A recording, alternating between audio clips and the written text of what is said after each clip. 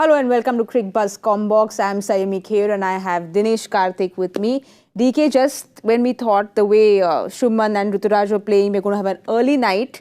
But well, Zampa came in and decided to change our Friday night plans. Lovely little partnership, isn't it, between both of them.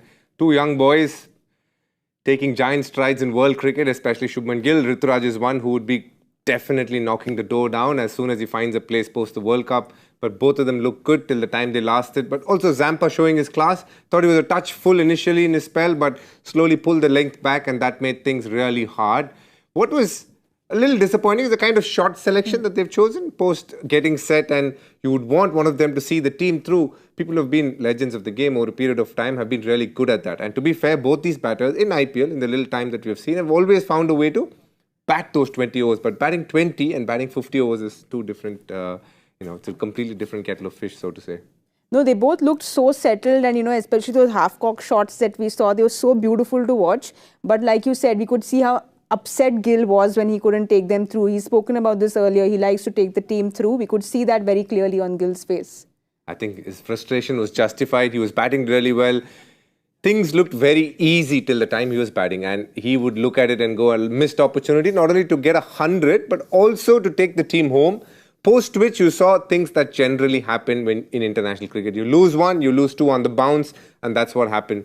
And it's so imperative for an opener, if he gets going, to try and bat as long as possible. Both of them did a very good job, to be fair. They've put India in a very, very commanding position as we speak. But in an ideal world, they would have liked to finish things off. And we spoke about missed opportunities, a missed opportunity, big one for Shreyas Iyer, because, we spoke about how he probably is feeling the pressure of this game. His call, I guess, there was no run there.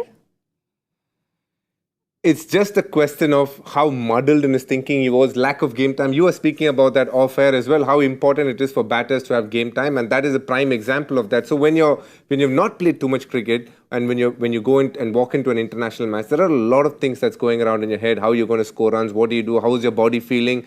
And on top of that, you have to pick and choose where you want to run and how you want to run. And you could see when he played the shot, he didn't immediately call. It was like he just ambled and then decided there was single, started running fast. By then Gill had called no and he was late. So definitely Shreyas' fault. There wasn't probably a run there, but it is 100% due to the fact that he's not had enough game time. And there's a lot of thoughts swirling in his head, and understandably so.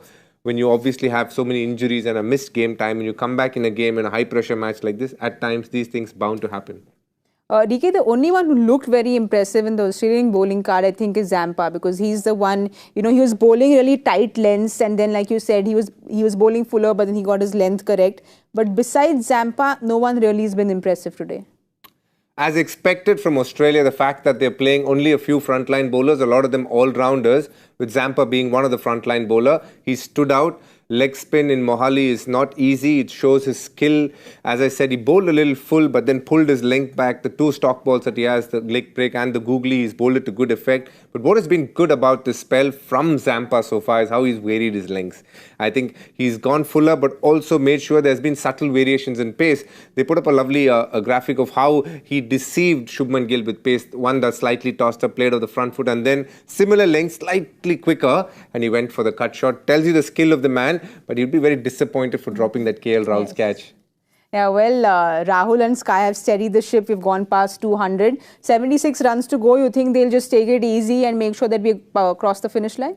100%. As middle order batters, these are the situations you want. Yes, there is pressure and you want to handle this pressure today so that 2 weeks later, when it does come around again, you feel you know what to do. And that is very important for both these batters. KL Rahul especially, because he's going to face many such situations. On the other hand, Surya Kumar Yadav trying to make his mark in ODI cricket. He's been a revelation in T20. In ODI cricket, he's finding his stripes. And these are the kind of innings when he helps the team cross the line, which is a very T20-ish sort of a situation. Not too many overs left, not too many runs to score. All he has to do is battle it out this initial 5-6 overs that he's playing, and then runs will start flowing. All right, we'll wait and watch if Surya Kumar Yadav changes gears. We'll know at the 50 over point. So don't forget to join us at Cricbuzz Live.